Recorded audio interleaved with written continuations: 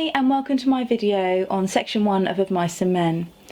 During this video I'm going to talk a little bit about the opening, the setting of the novel, and then I'm going to talk a bit about the relationship between the two characters, George and Lenny.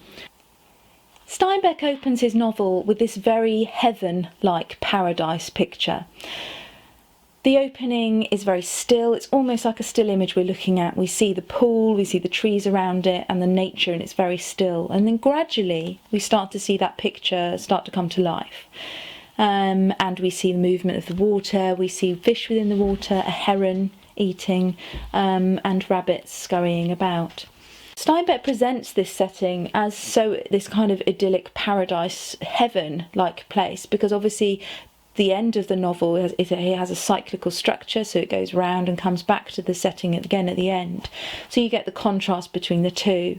George asks Lenny to remember that scene and know where to go back to in case of danger. So Steinbeck really does set that up. This very still picture has no human impact at this point. We see that everything is very natural. You then start to see human impact on nature. So you see the path that's beaten hard by tramps coming down to jungle up near the water. You see a smooth kind of seat that's kind of been worn into the tree as boys have sat there. There's evidence of campfires. So you start to see the human impact on nature. Then we see that the stuff starts to move, so the wind starts moving, the leaves start rustling, the heron flies away, the rabbits scurry away, so we get a sense that something's about to happen, this sort of sense, a little bit of foreboding. And then we see George and Lenny arrive. Steinbeck sets up the contrast between George and Lenny immediately.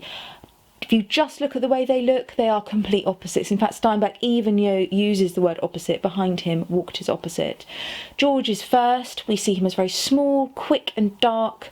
Everything about him is quite animal-like, but in a very kind of very small, precise, instinctive kind of animal. More fox-like and cunning, very intelligent. We see him, he's described as defined. His nose is defined. He's bony. He's small and he's quick, and he's neat, and we get a sense of the kind of person that he is just through the way he looks.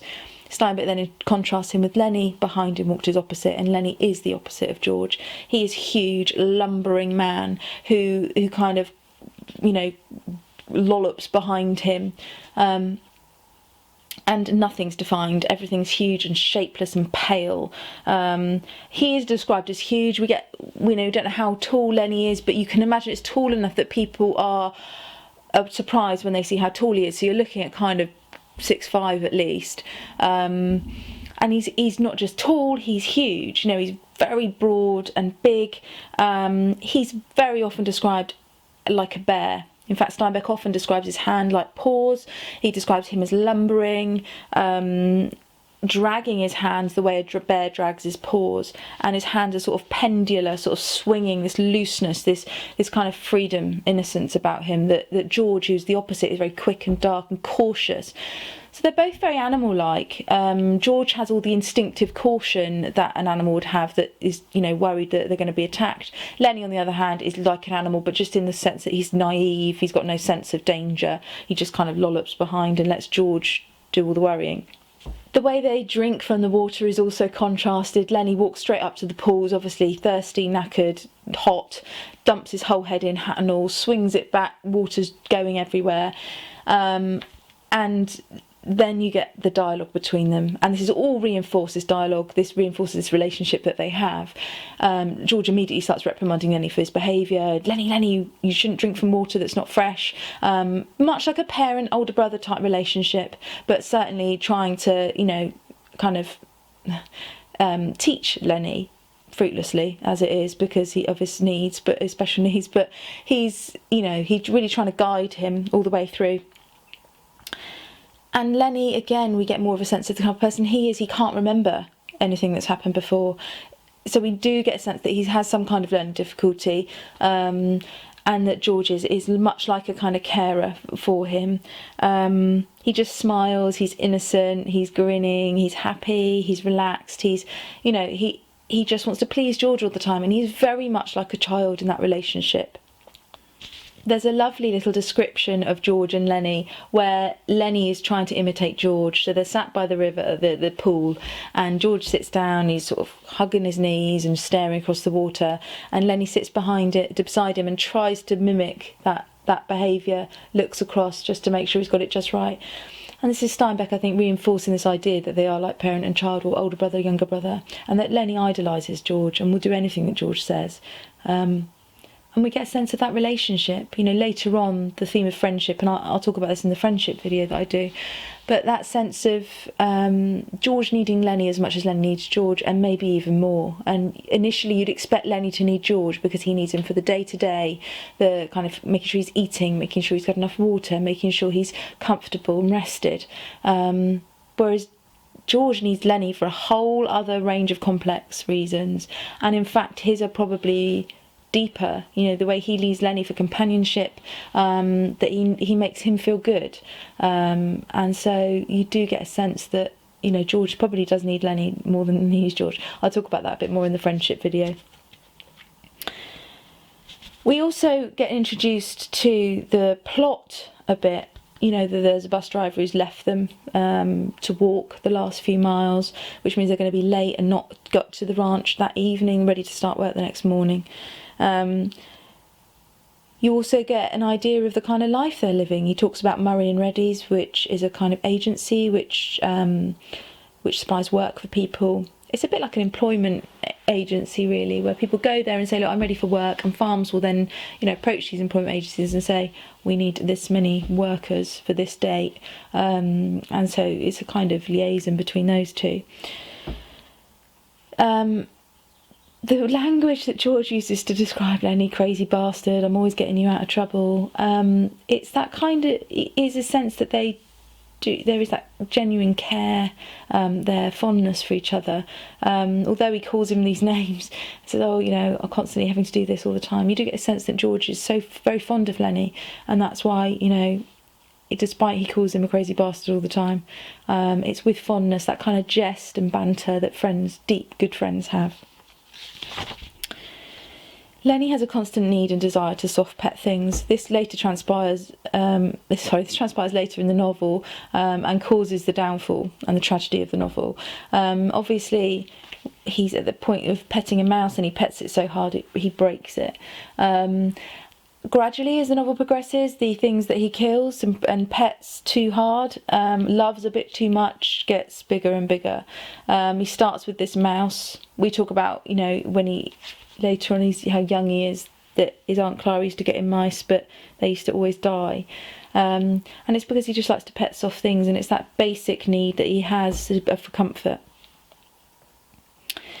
We also introduce to what happens in weed in the story. So we know that they run us out of weed, or they know something happened that happened in weed. And Lenny doesn't really remember, even though it happened literally days ago, he doesn't remember. And so George has to constantly tell him all the time. Through this argument, you hear exactly what happens in weed. And it's basically Lenny's held onto this girl's dress because he wanted to pet it, because it was soft. He then, you know, she freaked out. He carried on holding on. And they've eventually been run out of the town, being accused of attempted rape. Lenny reveals, actually, that despite the fact that on initial impressions he has no intelligence whatsoever, that he can manipulate George, and that he has that kind of childlike intelligence of being able to manipulate him and get what he wants. George calms down very quickly. His temper is much more volatile, and so he freaks out, has a huge go at Lenny, and then realises quite soon on, runs out of steam and realises he's been a bit mean. Lenny then works that to his advantage, and he knows exactly how to get George to do what he wants. And this is when we first come up with the dream. I'm going to do a video specifically on the theme of the dream, but in this section we really introduce to the dream in all its glory. The saddest thing about this book is that this dream is something that could almost become a reality. It's within touching distance. It's not something like Curly's wife dream where she wants to be in Hollywood and be a star. It's not like Crooks's dream of just being able to be accepted for who he is, which doesn't happen for good 40, 50 years after the novel's set. This is a dream that is real and it could happen, and that's the sadness and the tragedy of this novel, is that this dream could happen and could have happened. There's two dreams introduced in this novel, in the section. Obviously the first dream that George, I could live so easy if it wasn't for you, I could just get my $50 and go to a cat house and live so simply. That's not a dream that he wants to become a reality. This is an alternate dream. But he also introduces the dream that George and Lenny want, you know, this dream that could happen, of a little house and a small plot of land where they could farm their own food, and they could just live in freedom. No one telling them when to get up. If they didn't want to work that day, they didn't have to. They have very little freedom in their life. They have to work to eat, and that's the way of the, you know, they get paid enough to live, basically, and that's it. It's part of the reason why George wants to rest by the pool and not go straight to the ranch that night, because he wants a little bit of control back, he wants a bit of freedom back. And this is what the dream represents to them, is freedom. And, you know, it's introduced to us. We get a sense of what Lenny's part of the dream is, which is basically the rabbits. And again, is this need for comfort, this kind of comfort blanket that they have. The way Steinbeck gets George to talk about the dream, he goes into this kind of mesmerised mantra, this kind of repetition of, we're going to live so, you know, we're going to get our little house and we live off the fat of land. In this section you get some really lovely quotations that you'll need to memorise for your exam. Lenny's sort of reaction to the dream, but not us, because it's almost like the punchline of the dream. I got you to look after me and you got me to look after you, and that's why. And you get a sense of the difference of George and Lenny to everyone else, because no one really had friends in those days. I mean, I've talked a little bit about this in the context video that I've done, but these men lived this sort of very solitary existence, and so it's very unusual for two men to travel around like George and Lenny have done. So through this section you've been introduced to the two main characters, George and Lenny. You've been introduced to the setting of where this novel is and the time that it's set in.